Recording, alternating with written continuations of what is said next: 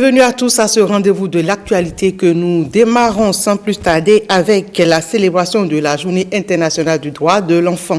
En effet, à l'instar de tous les pays du monde, le Bénin célèbre aujourd'hui 20 novembre la Journée internationale des droits de l'enfant. Et puis, plusieurs activités sont prévues par le ministère des Affaires sociales pour vulgariser le code de l'enfant et sensibiliser aux droits des enfants. Invité sur l'émission 5 sur 7 matin à la télévision nationale de ce mercredi, Véronique Toyinfodé-Mewanou a évoqué quelques dispositions du code de l'enfant en vigueur au Bénin. Suivons ici un extrait de ses propos.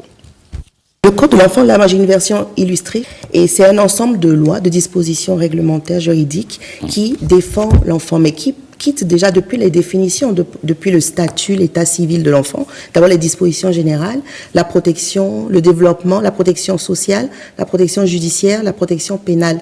Dans la protection pénale, vous avez tout ce qui va être contre les lois les articles qui vont punir les mutilations, la traite des enfants, tout ce qui touche à l'intégrité physique, morale de l'enfant. Et dans le code de l'enfant, on aborde notamment les grossesses.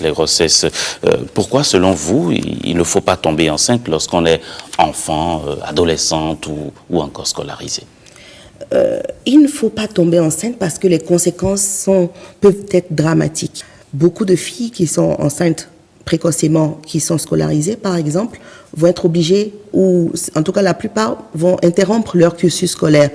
Lorsqu'elles sont peu ou pas instruites, ça fait moins de compétences, donc ça fait moins de possibilités d'emploi, et donc ça va maintenir le cercle de pauvreté. Donc, quelque part, il y a un impact social et économique. Et puis, sur le plan psychologique, souvent, c'est très mal vécu. Il y a une perte d'estime de soi, il y a beaucoup d'éléments négatifs parce qu'elles peuvent être marginalisées, pointées du doigt. Donc, elles le vivent psychologiquement très mal. Elles sont elles-mêmes des enfants encore. Donc, qu'est-ce qu'elles vont faire d'une grossesse? Ça, c'est le point de vue psychosocial.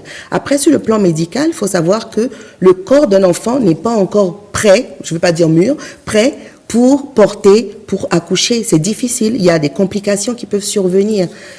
D'abord, beaucoup d'entre elles vont essayer de tenter des avortements clandestins. Et ça va être aussi cause d'un éventail de complications qui peuvent aller jusqu'au décès, ou alors quand elles seront adultes, elles ne pourront pas concevoir parce que voilà, il y a des séquelles irréversibles. Mais non, celles qui poursuivent la grossesse, pendant la grossesse, il y a des risques. Et puis pendant l'accouchement, tous les risques liés aux déchirures, aux saignements, ça peut aller jusqu'aux fistules obstétricales. Je pense qu'on parle souvent de la fistule obstétricale, qui est une communication entre le rectum et la vessie ou le vagin, et où il y aura un écoulement de sel ou d'urine par le vagin. Et c'est des drames, en fait, sociaux. Donc, ça peut aller très loin. Donc, ce n'est pas la période indiquée pour tomber enceinte. Les conséquences, ça, c'est psychosocial et obstétrical. Mais je pense qu'elles ne sont pas prêtes, tout simplement. Ce n'est pas l'âge. Et c'est l'âge où il faut former son avenir, il faut former son destin. Donc, les choix de demain se déterminent à cet âge-là. Et s'il y a une grossesse qui survient prématurément, cela peut interrompre le cursus normal ou brillant d'un destin. Tous les enfants sont nos enfants. Les enfants, c'est un âge vulnérable, c'est un âge d'innocence. Donc, protégeons-les. Que le voisin, c'est-à-dire ait un œil bienveillant vers les enfants des autres. Que les enfants qui sont dans les marchés, on puisse sensibiliser pour dire « Ah, mais à cet âge-là, il doit être à l'école ». Je pense que nous nous acheminons vers un moment où tout le monde doit s'investir pour protéger les enfants. C'est l'avenir, c'est le socle. Je voudrais dire à tout le peuple béninois que le gouvernement, le chef de l'État est vraiment préoccupé. Nous sommes tous préoccupés par la protection de l'enfant et tout est mis en œuvre dans ce sens. L'application des lois doit être accentuée et nous allons nous battre pour cela. Et aux enfants, je voudrais souhaiter une bonne journée de leurs droits et les rassurer que nous allons mettre tout en œuvre pour faire appliquer les lois qui les protègent et défendre ce qui leur est dû pour un épanouissement et une croissance normale. Et puisque la question de la défense des droits de l'enfant est transversale à tous les domaines de la vie, le ministre du Cadre de vie et du Développement durable a sympathisé avec quelques-uns cet après-midi. Nous vous proposons une séquence des échanges en attendant de revenir sur le reportage. C'est très grave avec les problèmes de gaz à effet de serre qui polluent et tuent l'environnement. Je m'arrête pour vous saluer et pour vous dire une seule chose, que je compte sur vous pour nous aider à préserver notre environnement. Aujourd'hui, on parle des droits de l'enfant et nous nous rendons compte de plus en plus que les effets pervers du changement climatique, quand vous voyez les inondations, quand vous voyez l'érosion côtière, quand vous voyez des pluies qui tombent n'importe comment, quand il fait trop chaud, quand les saisons ne sont plus respectées, c'est les changements climatiques et c'est notre action qui cause ça. On se rend compte que ces effets pervers vont constituer la première cause qui met en danger les droits des enfants dans un avenir très proche, à savoir empêcher les enfants de disposer d'un environnement sain, sûr et salubre. On a souvent dit que la terre, ce n'est pas un bien que nous allons vous léguer, mais c'est un bien que vous nous avez prêté pour que nous vous le retournions dans de meilleures conditions. Je suis venu vous demander de nous aider à réussir et à relever ce défi et vous dire que le gouvernement et son chef, le président Talon, comptent sur vous pour cette bataille de l'environnement qui est une bataille de longue haleine, donc de l'avenir et donc votre bataille. Et puis la célébration de la Journée internationale des droits de l'enfant, on en parle également au ministère de la Santé. Dans ce cadre, le ministre de la Santé a reçu des invités, pas comme les autres. Il s'agit bien sûr des enfants de l'Association nationale du Conseil des enfants du Bénin. Ils avaient à cœur des problèmes de santé de cette frange de la population. William Tchoki. Ils ont entre 9 et 15 ans. Ils sont assis à la même table que le ministre de la Santé. Ils avaient à cœur des sujets qui les taraudent l'esprit. Ces enfants, membres de l'Association nationale des conseils d'enfants du Bénin, voulaient savoir les actions menées par les autorités gouvernementales pour réduire davantage le taux de mortalité des enfants et la question de la gratuité des soins dispensés à cette frange importante de la population. La mortalité des enfants, chez les enfants, est prise en compte déjà depuis la grossesse par toutes les initiatives qui sont mises en œuvre par le gouvernement, mais également par l'accompagnement qu'il y a au cours de l'accouchement et dans les suites par la mise en œuvre des stratégies de vaccination. En dehors de ça, ils ont pu comprendre également que lorsque la maladie survient, des mesures sont mises en place pour pouvoir leur assurer une prise en charge optimum, correcte et de proximité surtout, à travers déjà les relais communautaires, mais également les structures sanitaires de proximité et celles de référence. Des questions d'ordre sanitaire, environnemental et même d'infrastructures routières. Tous les terrains ont été sondés par ces enfants et leur interlocuteur était aussi à cœur ouvert. Il a répondu à presque toutes les questions. Il a même pris des engagements écrits dans ce document à lui adresser. Nous avons eu à prendre des engagements de part et d'autre. Et de notre côté, nous avons souhaité que ces enfants soient des messagers auprès des autres enfants et de leurs parents également, pour assurer à chaque enfant l'accès à la vaccination, pour que la question de l'assainissement, de l'hygiène de vie ne soit plus une question de gouvernement, mais une question portée par toute la communauté. Nous avons également réitéré notre engagement à assurer une réduction de la mortalité chez les enfants, surtout les cibles de moins de 5 ans, et également à ce que la gratuité des soins pour les couches défavorisées à travers le volet assurance maladie du projet ARCHE soit une réalité dans toutes les contrées du pays. Ces enfants, porte-voix des millions d'autres Béninois, sont repartis, toute crainte dissipée. Du moins, leur visage rayonnant le montre si bien. Restons dans le secteur de la santé, mais pour parler cette fois-ci d'un atelier de renforcement des capacités des acteurs de la santé dans le domaine de lutte contre les infections chirurgicales et l'hépatite B qui s'est tenu à Cotonou. À l'issue de la session, les bénéficiaires devront pouvoir donner des soins de qualité dans leurs hôpitaux respectifs. Axel Dancy.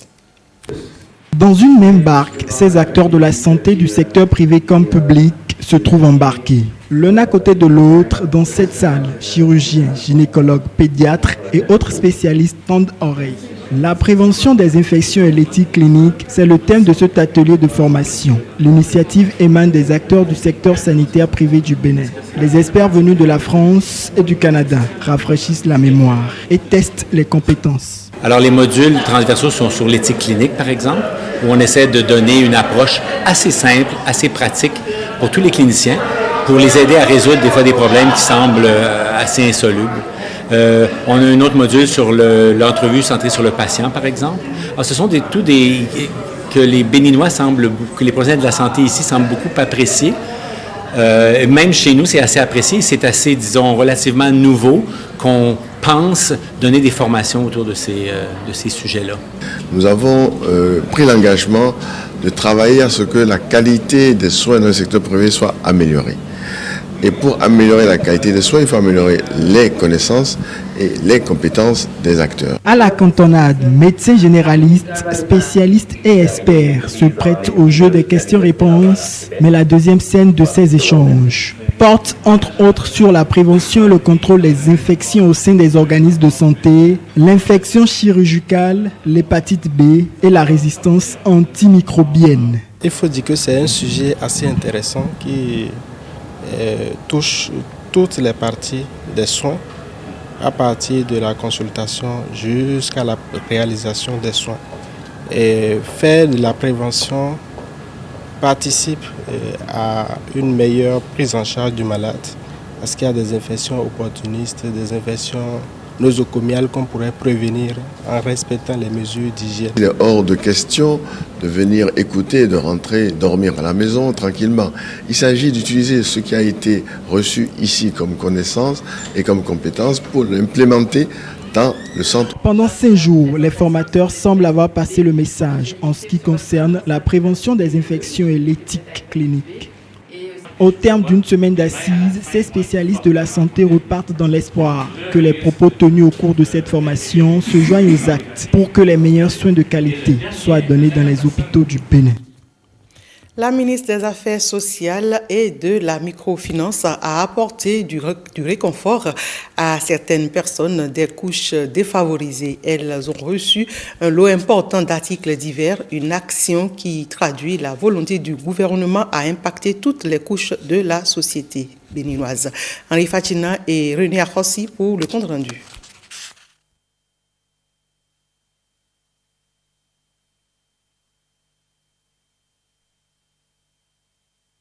Quelques problèmes avec le son de ce reportage, nous y reviendrons dans nos prochaines éditions.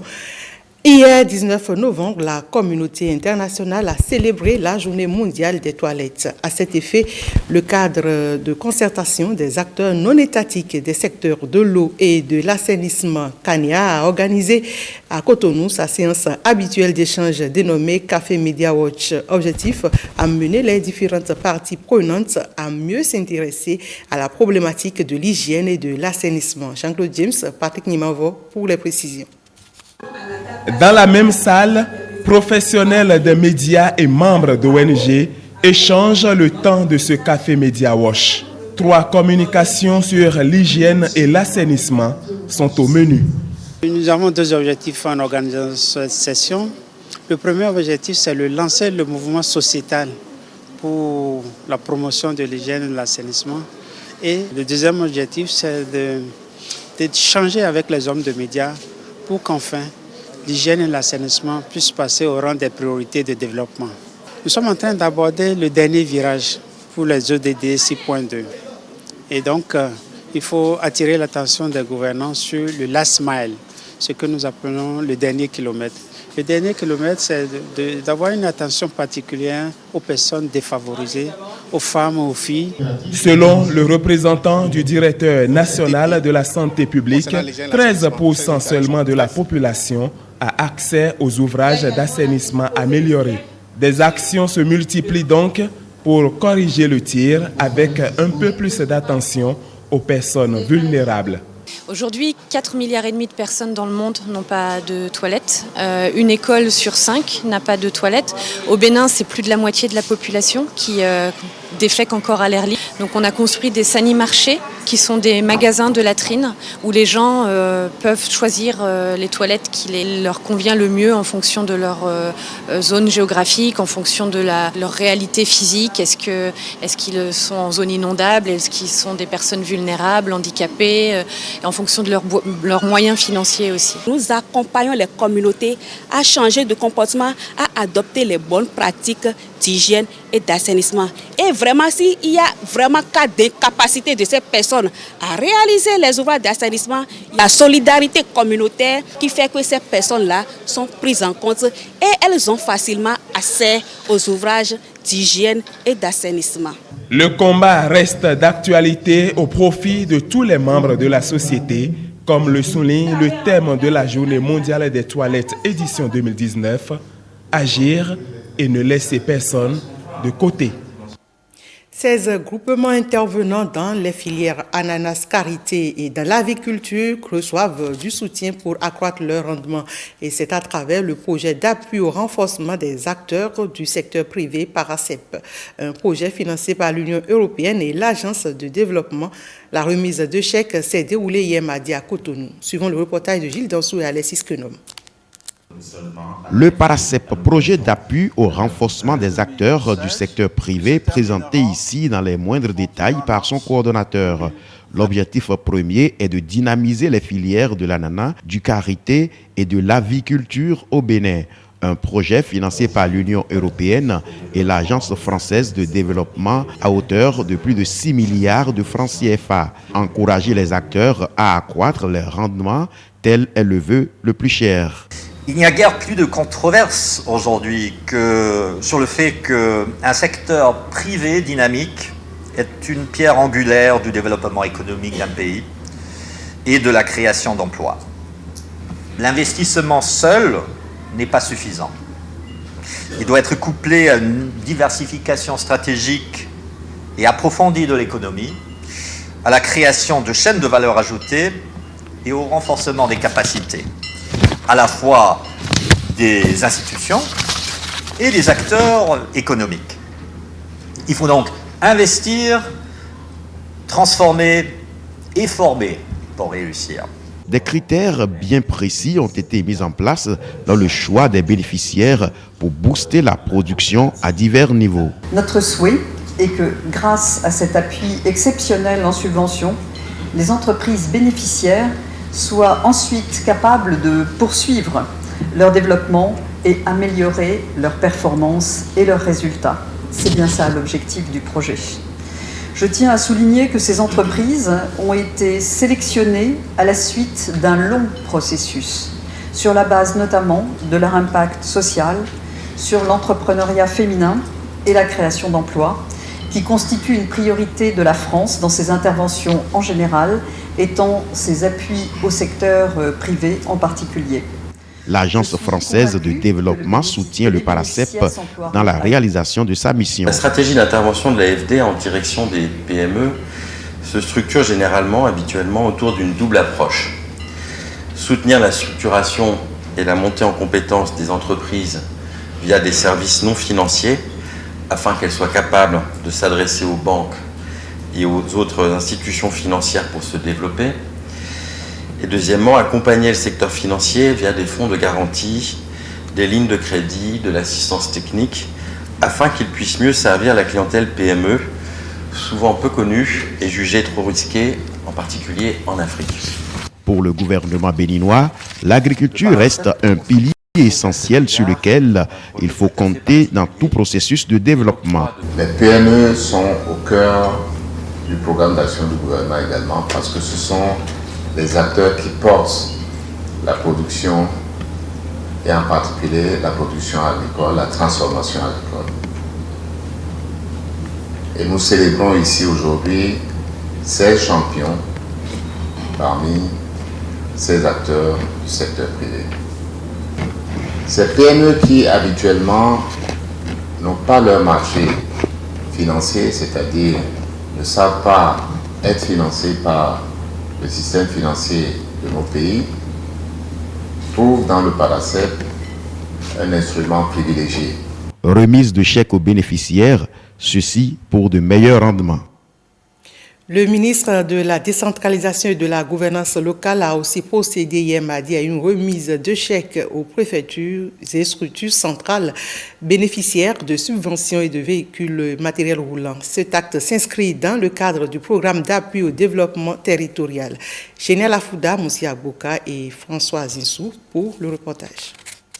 L'administration territoriale renforcée par le programme d'appui au développement territorial PADT. En tout, 11 projets, 9 préfectures, 37 communes et 10 départements du Bénin ont bénéficié du projet, notamment de subventions et de véhicules pour promouvoir un développement territorial durable et équilibré. Les subventions que nous venons de recevoir revêtent une importance capitale dans le développement des 37 communes directement ou indirectement concernées, en ce sens qu'elles visent à contribuer à l'amélioration des performances des communes et de leur intercommunalité en matière d'offres de services aux populations. Les véhicules acquis au profit de nos administrations respectives constituent un investissement très précieux d'une valeur totale de 147 millions de nos francs. Cet appui vient répondre à un besoin fortement ressenti. Ce programme est financé sous le volet d'appui à la gouvernance du 11e Fonds européen de développement et contribue à la mise en œuvre des priorités du gouvernement en matière de décentralisation. La remise des chèques est l'aboutissement du processus d'appel à projet lancé le 25 janvier 2019 au profit des communes et de leur intercommunalité. L'appui aux structures centrales, à travers la mise à disposition de moyens roulants, répond à un besoin d'assistance de proximité des préfectures et des services clés aux côtés des acteurs locaux. Les 11 projets financés permettront aux 37 communes directement impactées d'apporter des réponses sur les thématiques prioritaires en lien avec les domaines d'intervention de la coopération UE Bénin. Plus de 39 milliards de francs CFA sont transférés au budget de l'État béninois en tranches annuelles dans le cadre du programme d'appui au développement territorial. Allons dans le monde des médias avec les membres du bureau du Conseil national du patronat de la presse et de l'audiovisuel. Ils ont été reçus en audience par le président et les conseillers de la Haute Autorité de l'audiovisuel et de la communication. Au menu des échanges, plusieurs sujets d'intérêt capital pour la vie et le fonctionnement des médias au Bénin. Le premier vice-président du CNPA est au micro de Oceana Moussou et Rodrigue Blondoumé pour les précisions. Il était question d'échanger avec le président sur des préoccupations de l'heure. Alors donc avec le président de la Haute Autorité de l'audiovisuel et de la communication, en présence de ses conseillers, nous avions parlé des sujets brûlants. Entre autres sujets, c'est l'aide spéciale, l'appui à la presse privée, aide 2018, qui, il faut l'avouer, est actuellement en souffrance au niveau de l'instance. Alors donc les échanges avec le président augurent d'un lendemain meilleur. C'est-à-dire que le président a rassuré que les bénéficiaires rentreront en possession de leurs fonds et que d'ici à là, donc, les patrons de presse qui sont sur la liste entreront en possession de leurs fonds. Nous avons parlé également de la carte de presse, un outil important, indispensable aux entreprises de presse qui aujourd'hui est encore en souffrance. Alors donc, le président nous a rassuré une fois de plus qu'un travail de fond est en train de se faire pour que les réels détenteurs de cartes soient en possession de cette carte-là. Nous avons parlé du code sur la publicité, nous avons parlé également de la fiscalité, puisque c'est un outil indispensable. Vous savez, les entreprises de presse sont traitées comme les autres entreprises vulgaires. Alors donc, le code de l'information et de la communication stipule en son article 40 que les entreprises de presse doivent bénéficier d'un allègement fiscal. Alors donc nous avons discuté de tout ça, nous avons demandé au président de la HAC d'être un peu le plaidoyer auprès du ministre de la Communication, du ministre des Finances, pour que ce sujet sur la fiscalité soit davantage pris en compte. 50 ans déjà qu'existe le quotidien national d'information La Nation. Dao Express à sa première parution le 1er août 1969 et Ouzou sous la Révolution puis La Nation depuis 1990. Le journal a connu bien des époques et subi bien des mutations pour célébrer ce demi-siècle de vie, une série de manifestations est projetée. La célébration se fera sur 3 dates que nous précise le directeur général de l'ONIP et le directeur de publication du journal. C'est un demi-siècle et il est important de marquer une pause pour réfléchir aux 50 prochaines années. Et c'est pour cela que nous avions décidé d'organiser une série d'événements. L'événement le plus important, qui est le vernissage de ces expositions, démarrera le 21 novembre et marquera le début des festivités qui vont durer 15 jours parce que ça va démarrer le 21 et finir le 6 décembre. Au cours de cette période, il faut retenir 3 dates. Déjà le 21, le 4 décembre, il y aura une conférence débat qui serait organisée sur 2 grands thèmes. Quelle est la place du quotidien national d'information dans le paysage médiatique béninois? Et en plus, le second thème, c'est quel est le défi que la presse écrite aura à relever face à l'ère du numérique auquel nous sommes aujourd'hui confrontés. Et en marge de cela, nous aurons à lancer un nouveau produit qui va matérialiser notre transmutation numérique, qu'est l'application mobile. La Nation a une audience assez grande d'ailleurs, et parmi ses lecteurs, il y a des conservateurs, ceux qui préfèrent s'accrocher à la version papier. Mais on ne saurait occulter qu'il y a une nouvelle génération qui est accro du numérique, de leur smartphone, et qui, à travers les médias sociaux, s'informe. À travers les médias nouveaux s'informent. Nous sommes appelés à nous intéresser à cette cible-là également pour élargir notre audience. C'est pourquoi, à l'occasion du cinquantenaire, nous allons lancer notre application mobile pour, en quelque sorte, indiquer la transmission intergénérationnelle qui s'opère entre la version papier et la version numérique qui s'impose à nous désormais également. En dehors de cela, il faut retenir une 3e date, c'est celle qui marque ou qui marquera la distinction de tous ceux qui ont contribué à réunir ces 50 ans. Les anciens qui ont travaillé dans la maison, ceux qui sont encore en activité et qui se sont distingués d'une manière ou d'une autre par leurs compétences, par leurs contributions, ceux-là seront récompensés le 6 décembre. Donc nos portes seront ouvertes et nous invitons le public, que ce soit les étudiants du domaine de la presse, que ce soit les intellectuels, que ce soit nos annonceurs, c'est-à-dire les chefs d'entreprise et autres, qui aiment notre quotidien, qui aiment lire le journal La Nation, de venir visiter les lieux, de prendre part au débat et de venir aussi soutenir l'Office dans cette célébration. Parce que 50 ans du quotidien national d'information, ce n'est pas 50 ans pour les journalistes, c'est 50 ans pour toute la nation. Nous souhaitons donc un très joyeux anniversaire au quotidien La Nation. Les frères Olorumbe sont à leur 3e album et c'est le volet culturel de cette édition. Ils chantent du gospel, une façon pour eux de rendre grâce à Dieu. Le titre de ce 3e album intitulé Pelido est bien illustratif. Axel Dancy et Monique Toron ont suivi la cérémonie de lancement de cet album.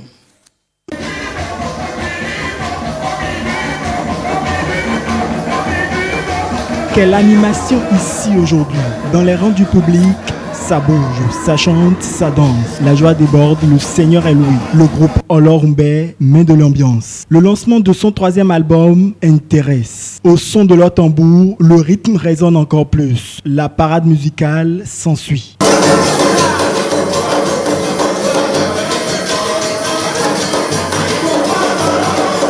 Olorumbe est un groupe de jeunes qui chantent du gospel. Les 7 titres de leur 3e album témoignent bien de leur amour pour l'Éternel, mais aussi du rythme qu'ils pratiquent et des langues dans lesquelles ils font vibrer la scène. Le premier morceau véhicule le message d'action de grâce. Le second morceau implore la miséricorde de Dieu sur sa vie. parce que d'autres pensent qu'à un moment donné, Dieu les abandonne. Or, Dieu n'abandonne jamais ses enfants. Donc, la chanson implore la miséricorde de Dieu. La sortie de ce nouveau disque, intitulé Pédido en langue fongbe, Rendons grâce en français, a ému plus d'un. Je vais dire d'entrée de jeu, gloire à Dieu, parce que la Bible nous enseigne que là où 2 ou 3 personnes sont dans le nom de Jésus, lui-même il est présent. Du coup, mes impressions sont très bonnes, parce que la même Bible nous dit de louer avec ceux qui sont dans la joie, d'être en joie avec ceux qui sont dans la joie. Je suis très content de ce groupe qui chaque année ne cesse de nous présenter des merveilles. Et d'entrée, je remercie Dieu pour la vie de ce groupe qui, par sa présence, fait beaucoup de merveilles. L'un dans l'autre, la communion entre ce groupe composé de 17 membres et le public est en parfaite harmonie. Le PC, un rythme exécuté par ces artistes, restera à jamais gravé dans leur mémoire.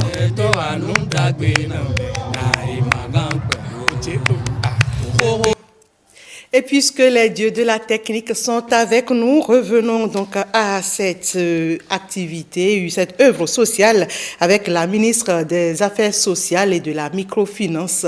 Elle a apporté du réconfort à certaines personnes des couches défavorisées de la société. Elles ont reçu un lot important d'articles divers, une action qui traduit donc la volonté du gouvernement à impacter toutes les couches de la population béninoise. Henri Fatina et René Arossi pour le compte rendu.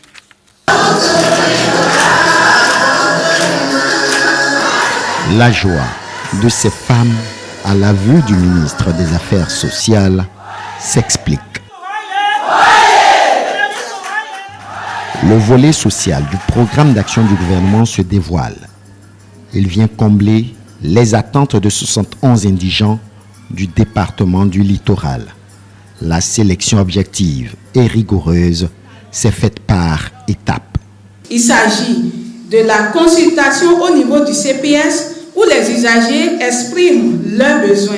La réalisation de l'enquête sociale par les agents du CPS pour infirmer ou confirmer la situation déclarée par l'usager. Le montage des dossiers au niveau des centres de promotion sociale pour la session communale de présélection des différents dossiers qui a eu lieu à la mairie de Cotonou. Cette initiative comble des attentes. Nous venons de recevoir un montant de 90 000 francs pour pouvoir lancer les activités avec tout l'arsenal que ça contient. Nos impressions sont très bonnes. Grande est notre joie. C'est une satisfaction totale puisqu'on l'attend, ça fait déjà au moins quelques mois et c'est arrivé. Vraiment, nos émotions sont très bonnes. L'encouragement de l'autorité préfectorale va à l'endroit de ces 69 femmes et 2 hommes reconnus indigents. Ces secours, chers bénéficiaires, viennent vous soutenir dans la réalisation de vos projets, car vous avez manifesté la volonté de vous rendre autonome en sollicitant un appui du gouvernement pour une activité génératrice de revenus. Il vous revient donc d'en faire bon usage et de suivre les conseils du personnel de centre de promotion sociale qui vous a accompagné. La remise de ces secours est du ressort du ministère des Affaires sociales et de la microfinance. Les secours d'un montant total de 4 790 000 francs CFA qui vous sont octroyés ce jour, à l'instar des autres départements, sont des aides financières du gouvernement. Ces aides sont à exploiter dans l'exécution de vos projets d'activité génératrices de revenus en vue d'améliorer les conditions de vie de vos familles respectives.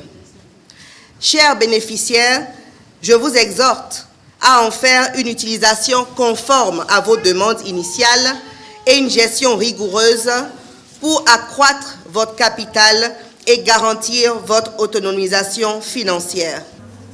Cette action gouvernementale annonce une série d'autres actions sociales pour le bonheur des populations.